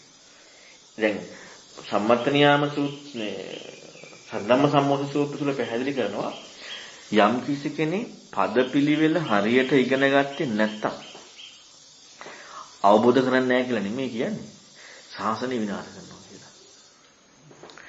අවබෝධ කරන්නේ නැහැනේ කොහොමද? කියන්නේ අවබෝධ කරන්නේ නැහැ කියන වචනේ නෙමෙයි දෙන්නේ බුදුරණාහි. ශාසනය විනාශ කරනවා කියලා. එතකොට පදපිලිවෙල අපි හරියට ඉගෙන ගත්තේ නැති වුණොත් එහෙම මොකද වෙන්නේ? අප වෙන අර්ථයක් දැම්මොත් අන්න බුදුරණවහන්සේ පෙන්න පාර්ථය නැතිලා යනවා. එතකොට දැන් බුදුරණවහන්සේගේ අර්ථය කිසිදෙයක් වෙන්නේ නැහැ. අන්න ශාසනය විනාශ වෙනවා. එයා කොහොමද අවබෝධ කරගන්නේ? ශාසනය විනාශ වෙනවා. එතකොට අපට ඉස්සරලාම කරන්න තියෙන්නේ සුතේ. හරි සුතේ රෝල් කරගත්තා. සුතේෙන් අපි මේක දැන් මොකක්ද මේ කියලා තියෙන්නේ? අන්න එහෙම හිතන්න තියෙන්නේ. මේකෙන් මොකද්ද මේ කියන්නේ? මේකෙන් මොකද්ද මේ කියන්නේ? අපි ඒකෙන් අපේ ෆ්‍රේම් එකට යමක් දාගෙන හරියන්නේ නැහැ. අපේ ෆ්‍රේම් එකට අපි ඒක යමක් දාගත්තොත් එහෙම වෙන්නේ ඒක අපේ වටීමන්නේ. ඔන්න දැන් ඕකට තමයි සුතමේ පඤ්ඤාව කියන විග්‍රහයක් මේ පස්සේ එන්නේ. ඒ කියන්නේ දැන් ඒක අපට සාධාරණයි. ඒක අපේ විග්‍රහය. හැබැයි අපට සුතමේ ප්‍රඥාවක් නෑ. සුතමේ සුතයක්. සුතය කියන එක සුතයක් විතරයි. ඒක සුතය කියන එක අලුත් වූ කිසිම අර්ථයක් දෙන්න බෑ. ඒකේ දැන් හරියට මේ වගේ හරි. දැන් ඔන්න පටිච්චසමුප්පාදේ විස්තර කරද්දී කොහොමද විග්‍රහ කරන්නේ? ඔන්න අපට හරියට නිරවුල්ව ඒක තේරෙන්න ඕනේ විග්‍රහය. පටිච්චසමුප්පාදේ විග්‍රහ කරනකොට නන්නේ ඉදප්පච්චේතාවය හේතුඵල න්‍යාය. දැන් ඔන්න අපි හිතමු කෙනෙක් කියනවා පටිච්චසමුප්පාදය කියලා කියන්නේ ඔන්න අවිද්‍යාව කියන්නේ දුක්ඛය ඥාන, සමුදය ඥාන, ස්පර්ශය කියන්නේ තින්න සංගතිපස්සෝ. එහෙම එකක් දේශනාවේ නැහැ. දැන් ඔන්න සුතේ අවුල් වෙච්චනම අවුල් වුණාම වෙන ප්‍රශ්නේ. කොතනකවත් පටිච්චසමුප්පාද විග්‍රහ කරද්දී පස්සේ කියන එකට තින්න සංගතිපස්සෝ කියලා නැහැ. ඊළඟට අවිද්‍යාව කියන්නේ දුක්ඛ ඥාන, සමුදය ඥාන කියලා නැහැ. සංඛාර වලට අර විග්‍රහ නැහැ. නාම රූප කියන්නේ වේදනා චේතනා පස්ස මනසිකාර කියලා නැහැ. දැන් පටිච්චසමුප්පාදේ කියන්නේ මොකද්ද? ඒ විග්‍රහය කොහොමද තියෙන්නේ? මෙන්න මේක නිරව නැති වුණාට පස්සේ අපි අහපු ඔක්කොම වචන ටික අර කැලි කැලි අහපු වචන ටික මේකට දාගන්නවා. පටිච්චසමුප්පාදේ කියලා විග්‍රහ කරන්නේ අවිජ්ජාපච්චය සංඛාර. සංඛාරපච්චය විඥාන. විඥානපච්චය ඔච්චරයි. පටිච්චසමුප්පන්න ධම්ම විග්‍රහ කරනවා මොකද්ද? අවිද්‍යාව කියන්නේ දුක්ඛ ඥාන, සමුදය ඥාන, නිරෝධ ඥාන. පටිච්චසමුප්පන්න ධම්ම විග්‍රහ කරනවා නාම රූප කියන්නේ වේදනා, සංඥා, චේතනා. දැන් අන්න මට දැනම අවුල් වුණාට පස්සේ අපි මේක දින ගන්න කාරණා වැරදියි. ඒ කියන්නේ සුතයෙන් දුන්න නිර්වුල් භාවය අපි අවුල් කරගෙන ගන්නවා. අඩව පටිච්චසමුප්පන්න ධම්ම හැටියටවත් පස්සයට තින්න සංගති පස්සෝ නෑ. පටිච්චසමුප්පාදය පස්සේ සම්පස්සේ විතරයි. පස්සපච්චය වේදනා. සලආයතන පච්චය පස්සෝ. පටිච්චසමුප්පාදය. එච්චරයි. පස්සේට කිසි විග්‍රහයක් නෑ. පටිච්චසමුප්පන්න ධර්මයේ විග්‍රහ කරනවා. පස්සේ පටිච්චසමුප්පන්න ධර්මයේ චක්කු සම්පස්සෝ, සෝත සම්පස්සෝ, ගහන සම්පස්සෝ, ජීවා සම්පස්සෝ, කාය සම්පස්සෝ, මනෝ සම්පස්සෝ. එච්චරයි. වෙන කිසි විග්‍රහයක් නැහැ. දැන් අපි තව ඕකට තවත් කාරණාවක් දැම්මොත් මේකට තින්න සංගතිපස්සෝ කියලා වෙයි වැරදි. ඒක වෙනම විග්‍රහයක් වෙන ක්‍රමයකට තියෙනවා. දැන් මේකත් බෝතලයක් වුණාට මේකේ තියෙන විසිකරන දෙයක් නම් මේක වැදගත් නෑ මේක. එහෙනම් මේකත් බෝතලයක් මේක ආරක්ෂා කරන දෙයක් තියෙනවා. එතකොට එහෙනම් ඒකේ පිළිවෙලට අපි ගන්නට ඕනේ නැත්තේ. නැත්තම් අපි මේ දෙක ඔක්කොම බෝතල් වල තියෙන කියලා ගත්ත කියලා හරියන්නේ නැහැ.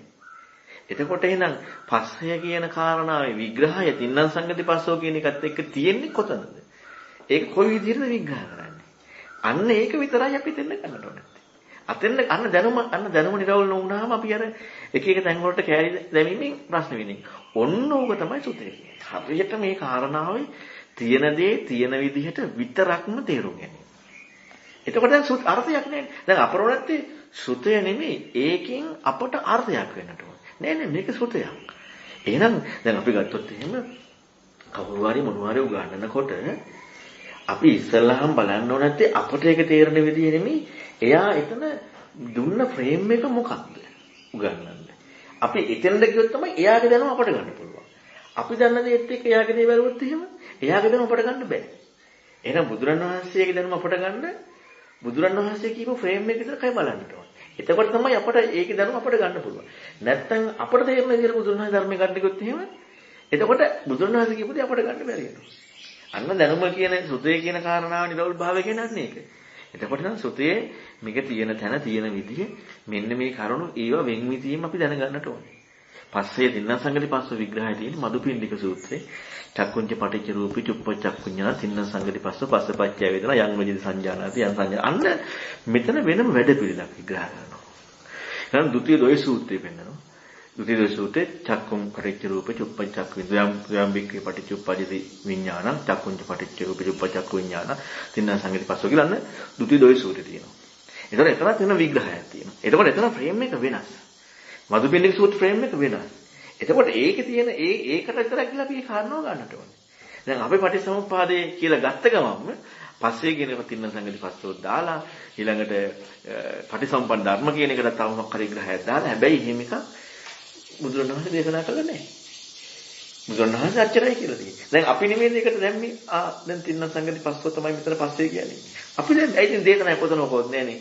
පටිසම්පාද විග්‍රහ කරන තැනක පස්සේ කියන පැහැදිලි කිරීමේදී තින්න සංගති පස්සෝ කියලා බුදුරණවහන්සේ කොහොමද පැහැදිලි කළේ නැහැ. අපි අරකේ තියෙනවනේ. අන්න ඒ වගේ තමයි කිව්වේ මේකත් බෝතලේ මේකත් බෝතලේ මේකත් බෝතලේ. ඔක්කොම බෝතලේ මොකක් හරි බෝතලෙන් හැමක් හරි ගන්නවා. අන්න ඒ වගේ තමයි අර පස්සේ කියන කාරණාවේ කෑලි කොහෙන් හරි එකක් අරගෙන හැමතැනටම එකම දීලා මුණනවා. අන්න ඒකයි සුතේ කියන කාරණාව අන්න අරක. සුතමේ පඤ්ඤාව නෙමෙයි. සුතේ නිරවුල් වෙන්නේ. ඒක හරියට උනහම තමයි අපට බුදුරණවහන්සේ දුන්න ප්‍රේම එකට අනුව බුදුරණවහන්සේ දුන්න සාමුවට අනුව ඒ කොටු වීමට අනුව අපට ඒක හිතන්න පුළුවන්. අපි බුදුරණවහන්සේ දුන්නා කියලා වෙන විදිහක් ඒකයි විදිහට කියලා බලන්නට ඕනේ. නැත්නම් බුදුරණවහන්සේ තිබ්බන ඔක්කොටම එකක් කරන්න කියලා. සූත්‍ර මෙච්චර ගණනාවක් දේශනා මෙච්චර ගණනාවක් අවශ්‍ය නැහැනේ. එක එක්කයාට එක එක විදිහට දෙන්නේ එයාට අවශ්‍ය වෙන විදිහට ඒ පසුබිමත් එක්ක. එතකොට ඒකත් එක්ක යවල. දැන් අර වගේ කරුණු ඇත්තටම එන්නේ මේ. කොතමේ ඒ කියන්නේ මේ විග්‍රහය එන්නේ මට හරි පුදුමයි සමහර ඒ කරුණු එන්නේ ඇයි කියලා අපේ වැටහීම අනුව අපිට තවත් අලුත් විග්‍රහයක් යොමු වෙනවා. එහෙනම් අපේ වැටහීම අනුව අපි මේ ලෝකේ දකින විදිහ අනුව ඒකට අපිට අලුත් විග්‍රහයක් ඕනේ. අන්නේ විග්‍රහය දෙන්න තමයි එන්නේ. ගොඩක් කියන්නේ සම්මනන්සේ දැන් ඒ තම තමන්ට අනුව දකින කෝණයක් තියෙනවානේ. ඒ කෝණයට අනුවනේ මේ බස්ස ගන්න උත්සාහ වෙන්නේ. ඒ කෝණයට ගැලපෙනවා නම් සේරම ටික හරි වගේනේ. දැන් අර අන්තවලදී ස්වාමිනාස් එහෙම දෙයක් පැහැදිලි කරන්න උත්සාහ කරේ නේ. ඒකට බැසගත්තයින් පස්සේ අර දැන් අපි අර මේ ඒක විහිල්ලට අරගෙන ඒකෙන් අයින් වෙලා බලන හැකියාවක් ගොඩක් වෙලාට එන්නේ නැහැ. ඒ දැක්ම අරකටම තනින්ම බැසගත්තයින් පස්සේ එතනින් අයින් වෙලා බලන හැකියාවක් එන්නේ නැහැ. ඔව් එතකොට වෙන්නේ අරක එක්කමයි බලන්නේ. අපේ පැත්තේ කියන්නේ අපට දැන් බුදුරණස් දේශනා කරන සද්ධා රුචි අනුස්සව ආකාර පරියතක දිටි නිඥානක්ඛන්ති. ඒ කියන්නේ අපි හැම වෙලේම වැටහීමක් කියලා ගන්නේ ওই කරුණු පහ එක්කනේ. මේක තියෙන තාක්කල් අවබෝධ කරන්නේ නැහැ. කියන්නේ අපි සද්ධාවත් එක්ක ඔන්න යමක් හරි කියලා ගන්නවා. රුචි එක කැමැත්ත එක්ක ඔන්න යමක් හරි කියලා ගන්නවා. අනුස්සව අපි අහලා දැනගත්ත කාරණාව එක්ක ඔන්න යමක් හරි කියලා ගන්නවා. කල්පනා කරන ක්‍රමයේ එක්ක ඔන්න අපි යමක් හරි කියලා ගන්නවා. දිටි නිඥානක්ඛන්ති අපි කල්පනා කරලා අපට හරිය කියලා නිරවුල්ම දකින්න විදිහක් තියෙනවා. ඒකනෝ මේක හරිය කියලා ගන්නවා. අවබෝධ කරන්නේ නැහැ කියන්නේ. මේක තියෙන තාක්කල් අවබෝධ කරන්නේ නැහැ. මොකද අපේ කෝණේ කුටු වෙන්නේ මේ ටිකත් එක්ක විතරයි. හැබැයි මෙහෙම නතර කෙනෙකුට ඉන්නත් බෑ. එයාගේ වෙනම ගතියක් වෙනවා. අවබෝධ කරන කෙනාගේ. එයාට ඕනම ලෝකෙ කෙනෙකුට මේ කරුණ පහෙන් තරුව ඉන්න බෑනේ. අනිවාර්ය සද්ධාරුචි අනුසව ආකාර හරියටක දිටි නිඥානක්ඛන්ති එක්කනේ මේක ඇත්තයි කියලා ගන්නෙ නේ. මෙයම ඇත්තයි කියලා. කියන්නේ කිසිදු කාරණාවක් මෙයම ඇත්තයි කියලා ගන්නෙ නේ. ඇයි එයාගේ හිතීමේ කතිය වැඩි. හිතන විදිහට යමක් හම්බ වෙනවා. මේකමයි ඇත්ත කියලා ගන්නෙ නේ. මේකම ඇත්තයි කියලා ගත්තා නික අපට න්යාවෙන්නේ. අන්න ඒ තමයි හිතන කෙනාගේ ලක්ෂණය. ඒ වෙන්නේ කෙනෙකුට අන්න ධර්මය ඇහෙනකොට මොන විදිහකට හිතුවත් මේකම ඇත්තයි කියලා ගන්න විදියක් එයාට එන්නේ නැහැ. එතකොට අර බුදුරණවහන්සේ සාමුක්කාංශික දේශනා දෙන්නේ මේ විදිහට මේ පහට ගැලපෙන්නේ පොඩ්ඩක්වත් නැති විදිහට. දැන් අපිට මේ ලෝකේ ඕනම එකක් හම්බුනොත් මේ පහට ගැලපෙන එකක් නේ හම්බෙන්නේ. බුදුරණවහන්සේ දෙන ධර්මයේ විශේෂත්වය යන්නේ ඒකයි. මේ පහට පොඩ්ඩක්වත් ගැලපෙන්නේ නැති එක. අපි මේ පහට ගලප ගන්නවා නම් ඒ ගලප ගන්නෙම අර සාමුක්කාංශික දේශනාව අහන්න සුදුසු චින්තනයක් නැති තැනදී. එතකොට අපිට මේ පහෙන් කොහෙන් හරි ගැලපෙන්න. ඒ කියන්නේ පිටට ඇහුණ ධර්මය මේ පහට ගැලපෙන්නේ නැහැ. අපි ලෝකෙ ඉගෙන ගන්න හැම දෙයක්ම මේ පහට ගැලපෙන්න තියෙනවා. දැන් අපිට මේ පහට ගැලපෙන්න නැත්නම් අපිට ඉන්න අමාරුයිනේ. ඒක අපිට ඉන්න පුළුවන් මේ පහත් එක්ක ඉන්නවනේ. සද්ධාරෝච අනුසව ආකාර පරිවිතක්ක දිටි නිඥානක් අන්ත එක තමයි අපිට ඉන්න පුළුවන්. ඉතින් අපිට ඉන්න පුළුවන්කමක් ලැබෙන්නේ නැහැ මේ පහට ගැලපෙන්නේ නැත්තම්. දැන් ඇතුලෙන් වැඩි හිවිල් මොකක්ද ඔය කියන්නේ? මොකක්ද ඔය කියන්නේ? අර යොමු වීම, හෙවිල්ල ඔක්කොම වැඩි. ඇයි මේ පහට ගැලපෙන්නේ නැහැ? මේ පහට ගැලපෙන එකක් හම්බෙච්ච ගමන් අපිට බැහැ ගන්න දෙයක් හරි. මේක හරි. අන්න ඊතර වීම කියන එකේ තාත්වික අර්ථය ඇයිද මේක ඉන්න බෑනේ. දැන් අපි ඉන්නේ මේකනේ. අර ඇහෙන එක මේක එකක් නෙමෙයි. දැන් මෙතන යන්නමයි ඕනත්තේ. දැන් මේකට ගැලපෙන්නේ නැති නිසා ඇහෙන එක මේකට අදාළ නැහැ. ඒක ඇත්තක් කියන්නේ. දැන් හැම වෙලෙම අරක මොකද්ද? අරක මොකද්ද? මෙතනින් පයින්නමයි හදන්නේ. අන්න බලන්න ඊතර වෙන ධර්මයේ අර ඒහිපස්සික ගුණය.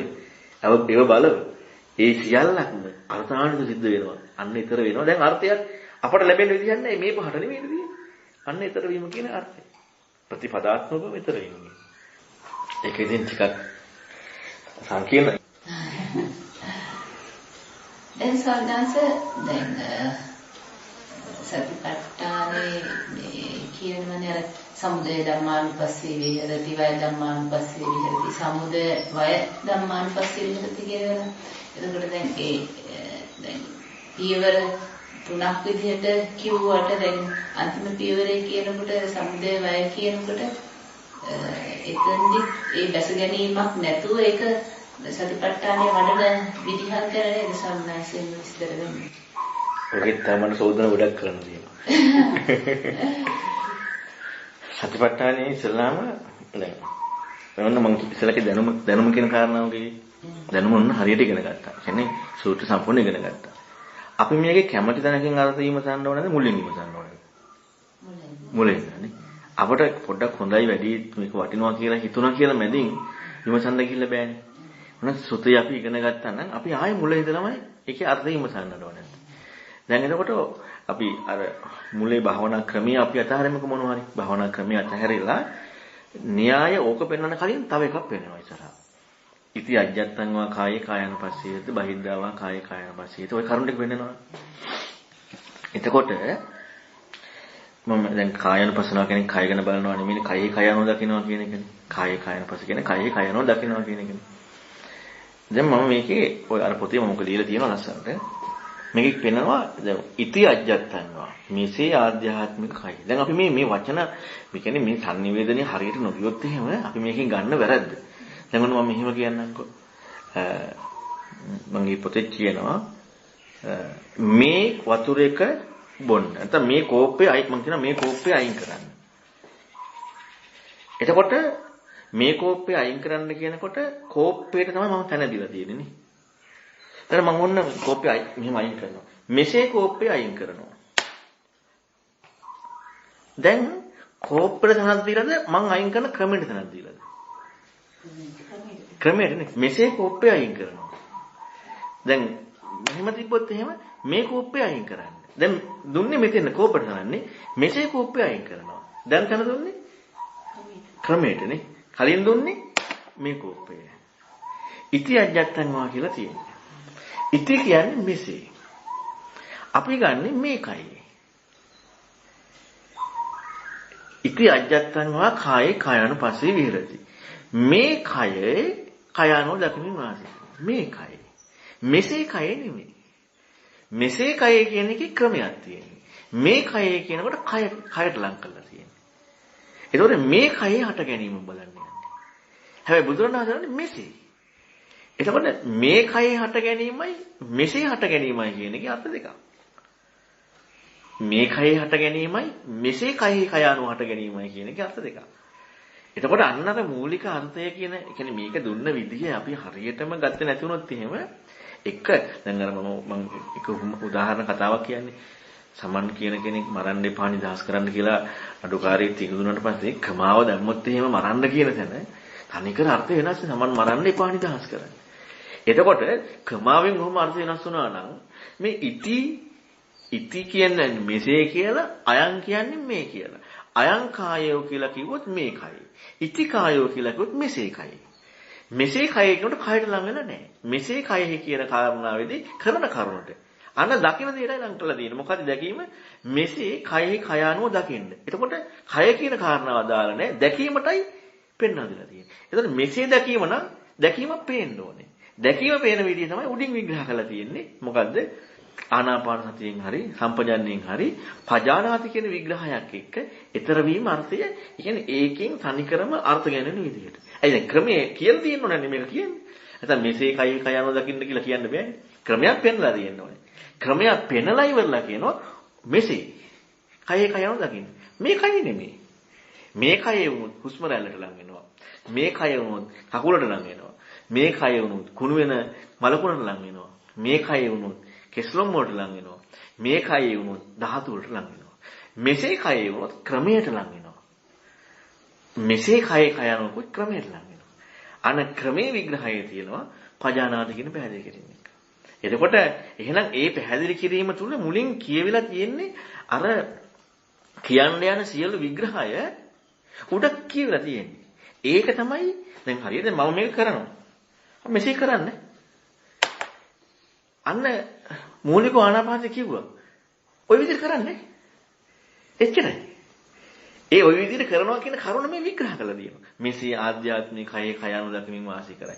මෙසේ බාහිර කයේ කය අනු දකිමින් වාසය කරයි. මෙසේ ආධ්‍යාත්මික බාහිර කයේ කය අනු දකිමින් වාසය කරයි. ඒකටම විග්‍රහ කරලා තියෙන්නේ. සමුදේ කය කෙරෙහි සමුදේ දකිමින් වාසය කරනවා. වය දකිමින් වාසය කරනවා. සමුදේ වය දකිමින් වාසය. හැබැයි අපිට එන මේ විග්‍රහයට යන්න කලින් මෙසේ කියපු දේ කොයි විදිහට කියලා වත් යන්නේ. අන්න ඒක බලලා තමයි මෙන්න මේ තමයි මේ විග්‍රහය. අන්න එතන යන්න වෙන්නේ. නැත්තම් වෙන්නේ අපි හැම වෙලෙම කායට වේදනාවට හිතට ධර්මයට කියන අපි දේවල් වලට ලං වෙනවා. මේ කියන කාරණාවෙන්. හැබැයි පෙන්වන්නේ මෙසේ කියලා. පංච පාස්කන්ධෙත් එහෙම. දැන් අපි පංච පාස්කන්ධේ උදේවයි දකින්නවා කියලා බෙන් රූපේ හට ගැනීම, බෙන් රූපේ නැති මේකයි රූපේ, මෙහෙමයි රූපේ හට ගැනීම, මෙහෙමයි වේදනාව, මෙහෙමයි වේදනාව හට ගැනීම. එහෙම දේශනා කළා නැහැ. ඉති රූපං සමුදය ඉති රූපසත්තංගම.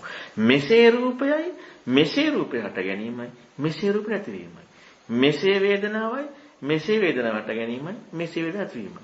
අද බුදුන් වහන්සේ කියන්නේ අයං රූපස්සාදෝ අයං රූපස්ස මේ අයං රූපස් සමුදය අයං රූපස්ස අත්තංගම නෑ ඉති රූපස් සමුදය ඉති රූපසත්තංගම. මේ ක්‍රමයක් දීලා තියෙනවා. ඒතකොට ක්‍රමයේ අපි දෙයට ලඟුනොත් එහෙම අපිට දෙයක් වෙනවා. හැබැයි ක්‍රමයේ විග්‍රහයට වෙන්න අර මම කිව්වේ විචක්ෂණ සීලී බවත් කියනකොට අපි තුලින් ඇතුළෙන්ම ක්‍රමයක් හැදිලා තියෙනවා. මේ ක්‍රමයේ අපි යමක් දිහා බලනවා. අන්නේ ක්‍රමයේ බලනකොට අපිට යම් කිසි දර්ශනයක් වෙනවා ඒක ඊතර වීම. ඔන්න ඔය ක්‍රමයේ යම් ලෝකයේ සිද්ධි මුල් කරගෙන පැහැදිලි කරලා පෙන්නනවා. හැබැයි ඒකට ගන්න නම්කොත් වෙනස්. අපි හිතමු ඔන්න දැන් එක ෆැක්ටරි එකක රෙදි හදනවා. එක ෆැක්ටරි එක තුගන් හදනවා. තව ෆැක්ටරි එක ටයිල් හදනවා. දැන් අපි මේව හදන විදිය කියන්න යනවා. හදන විදිය කියනකොට අපිට ඒ එතන තියෙන කරුණ අල්ලලා පෙන්වන්න වෙන්නේ. රෙදි අල්ලලා පෙන්වන්න වෙන්නේ. හදන විදිය කියනකොට රෙදි පෙන්ලා හරියන්නේ නැහැ. ටයිල් හදන විදිය කියනකොට ටයිල් පෙන්ලා හරියන්නේ නැහැ. කෝප හදන විදිය කරනකොට කෝප පෙන්ලා හරියන්නේ නැහැ. හැබැයි අපට ඒ කරුණුනේ හදන්නේ. එහෙනම් ඒක මුල් කරගෙන තමයි කියන්න වෙන්නේ. ඇතෝ කියන්න බෑනේ. ඒතකොට කියන්න වෙන්නේ රෙදි හදන්නේ මෙහෙමයි කියලා හැදෙන විදිහයි අපට පෙන්වන්න තියෙන්නේ. රෙදි ගැන නෙමෙයි පෙන්වන්නේ. රෙදි ගන්න තු පෙන්වන්නත් බෑ. හැදෙන විදිහයි හදන විදිහයි පෙන්වන්නේ. කෝප්පේ අරගෙන පෙන්වන්නේ. හැබැයි කෝප්පේ ගැන නෙමෙයි පෙන්වන්නේ. කෝප්පේ හදන විදිහයි පෙන්වන්නේ. ටයිල් ගැන නෙමෙයි පෙන්වන්නේ. හැබැයි ටයිල් ගන්න වෙනවා. ටයිල් හදන විදිහයි පෙන්වන්නේ. අන්න ඒ විදිහ තමයි අනුපස්සනා තුළ ඒ දකින විදිය හැබැයි ඔක්කොගෙම විදියක් පෙන්වන්නේ. හැබැයි ඒ ගන්න කාරණා අනුව පෙන්වන්නේ. රෙදි අනුව පෙන්වන්න නැතුව රෙදි හදන විදිහ කතා කරන්න බෑ. හැබැයි රෙදි නෙමෙයි පෙන්වන්නේ. කෝප හදන විදිය පෙන්වන්න කෝප ගන්නද කතා කරන්න බෑ. හැබැයි හදන විදියයි පෙන්වන්නේ. කය අණුවනේ. කයෙහි කය අණුව. එතකොට කයෙහි කය අණුව ඒ කයනේ අරමුණු කරගෙන තියෙන්නේ. කයෙහි කය අණුවයි පෙන්වන්නේ. කය නෙමෙයි පෙන්වන්නේ. වේදනාව නෙමෙයි පෙන්වන්නේ. වේදනාව අණුවයි පෙන්වන්නේ. සිත නෙමෙයි පෙන්වන්නේ. සිත අණුවයි පෙන්වන ක්‍රමයක් පෙන්වන්නේ. අපි අර ක්‍රමය දෙයක් කරගත්තාම අන්න එතනදී පොඩි අවුලක් එනවා. මොකද හේතුව? ක්‍රමය නෙමෙයි අපට හම්බෙලා තියෙන්නේ. එක්කෝ රෙදි ටික හම්බෙලා නැත්නම් මැෂින් ටික හම්බෙලා. නේ? එක්ක කෝප්පේ හම්බෙලා නැත්නම් මැෂින් ටික හම්බෙලා. කෝප්පෙත් මැෂින් ටික දෙකම නෙමෙයි හදන ක්‍රමය. හැබැයි කෝප්පෙත් මැෂින් එකක් නැතුව හදන ක්‍රමෙ වෙන්නත් බෑ. හදන ක්‍රමය කියන ඔය දෙකම නෙමෙයි. අමුද්‍රව්‍යයක් නෙමෙයි, කෝප්පෙත් නෙමෙයි, මැෂින් එකක් නෙමෙයි හදන ක්‍රමය. ඔය තුනම නැතුව හදන ක්‍රමෙ වෙන්නත් බෑ. හදන ක්‍රමෙ වෙන එක. ක්‍රියාවලිය. ඒක නෑ අපහන් කියන. හටගත්තදී නෙමෙයි හටගන්නේ මේකයි කියන තේන තමයි විග්‍රහය කියන්නේ. හටගත්ත දේ කියන කාරණාව තුලම ඇත්තම කියවිලා ඉවරයි හට ගැනීමේ අර්ථය නැහැ කියන එක. මොකද හේතුව? දැන් හටගත්ත දේ කියනකොට අපි වචනකින් දානවා හටගත්තා කියලා. දෙයක් තියෙනවනේ. දෙයක් තියෙනවා. හට ගැනීම කියන නිර්වචනය කියනකොට දෙයක් තියෙන්නේ. දැන් අපි හොඳට බලන්නකෝ අපි හිතමු කෝප හදන විදිය මැටි දාන එකයි එළියෙන් එන එකයි දෙක පැත්තේ තියෙනවා මැෂින් එක තියෙනවා. අපි බලාගෙන යනවා. කොහෙන්වත් අපට පේනවද එක තැනක නතර වෙච්ච කෝපයක්? හදන විදියදී පේන්නේ නැහැ. හදන විදිය හම්බුනා නම් කෝපයක් හම්බෙලා නැහැ. කෝපයක් හම්බුනා නම් හදන විදිය හම්බෙලා නැහැ. එතකොට අපට කයක් හම්බුනා නම් හදන විදිය හැදෙන සමුදේ හම්බෙලා නැහැ. කය පිරිසිදු හොයද්දී අඥානකමින් හම්බෙන්නේ. පිරිසිදු හොයද්දී සමුදේ දකින්න. සිදු වෙන්නේ ඊතර වෙන්නේ. ඇත්තටම හදන විදිහට කෝපයක් නැහැ. හදන ක්‍රමයක් එක තමයි කෝපයක් තිබ්බම හදන විදිහක් නැහැ. සම්පූර්ණයෙන් ඊතර වෙන්නේ. ඒ විදිහට බැලුවොත් විතරයි විමුක්තියට මඟ පෑදෙන්නේ. මේකට අවශ්‍යයි පුදුම විදිහට මේ කියන්නේ මේ ටක්කර ඉලක්කයක්. අර අස්ලෝමයක් 100ට පල්ලා උවමහවක් දෙන්නේ. ඒ කියන්නේ එච්චර තීව්‍ර බවකින් යොමු වෙච්ච ගතියක් වගේ. එහෙම නැතුව අර ක්‍රමයට සතර සතිපට්ඨාන වඩනකොට දැන් අවුරුදු ගණන් කරත් අපි අර කොහේ හරි එකක රැඳිලා ඉන්නේ ඒ නිසා. ඉතින් පෙස්ස වඩනවනේ බුදුරණවහන්සේගේ ශ්‍රාවකයන් නෙමෙයි. දැන් සතිපට්ඨානේ දැන් බොජ්ජංග ඔය ටිකමයි අනිත් අය වඩන්නේ. සතිපට්ඨානේ ඔය ටිකමයි අනිත් අය වඩන්නේ. මේ ක්‍රමේ නැහැ. ක්‍රමේ නැහැ. හැබැයි ඔය ටිකමයි වඩන්නේ. මොකද ගෝචරණ ටික නොඩන්න තියෙන්නේ. අලුත් දෙයක් වඩන්න බෑනේ.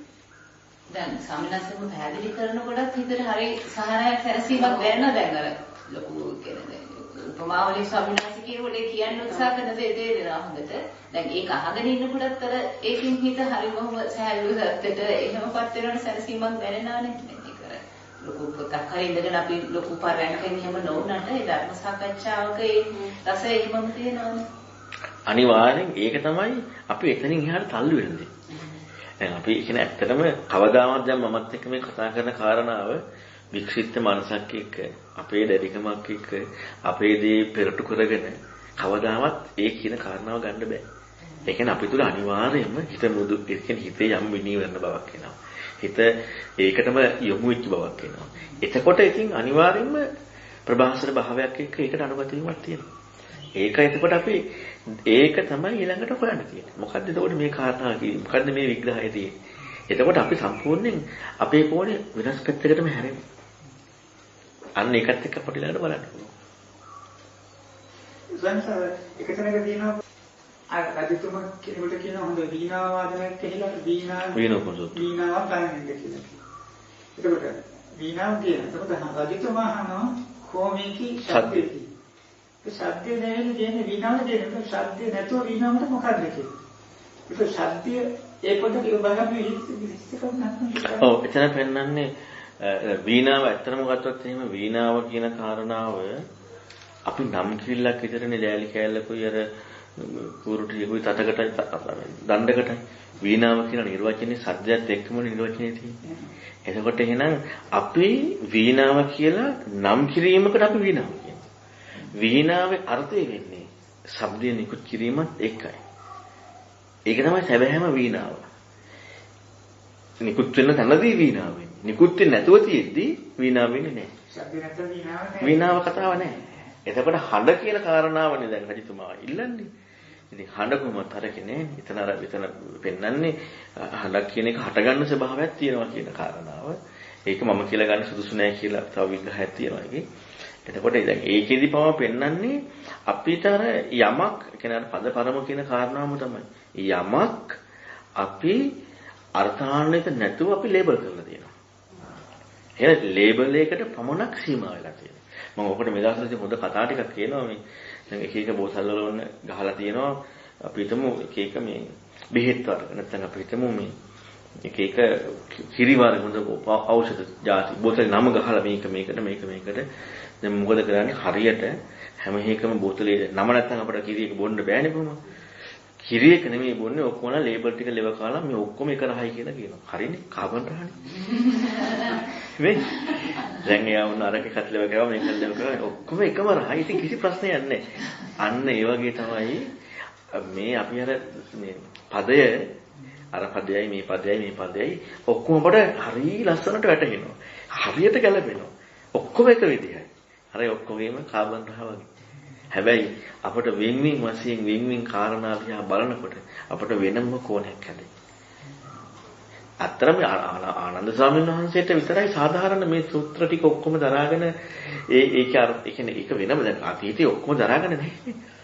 එහෙනම් අපි ඇයි දරාගෙන මේ ඔක්කොම එකකට ගලපන්නේ? නෑ අපිට කරන්න තියෙන්නේ දරාගෙන ඒ දේ විතර ගලප. ඒ දේ එක්ක විතරක් හිතන්න ඕනේ.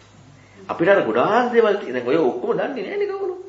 ආනන්ද ස්වාමීන් වහන්සේ දන්නේ ඔය ඔක්කොම. එතකොට ඒ අනිත් කට්ටිය ධර්මයේ හැදෙනකොට අර සූත්‍රෙ මෙහෙම තියෙනවා මේ සූත්‍රෙ මෙහෙම තියෙනවා කියලා ඌව දන්නේ නෑ ගලපන්න. එකක් එක්ක යාලා හිතනවා ඒ කාරණා. දැන් අපිට අරගෙන කියලා මෙහෙන් කියලා ඔක්කොම ඊට පස්සේ අපිට අර නිකන් මේ ප්‍රහෙලිකාවක් ඉස්සෙනවා වගේ හරිය chart එකක් එනවා එච්චරයි.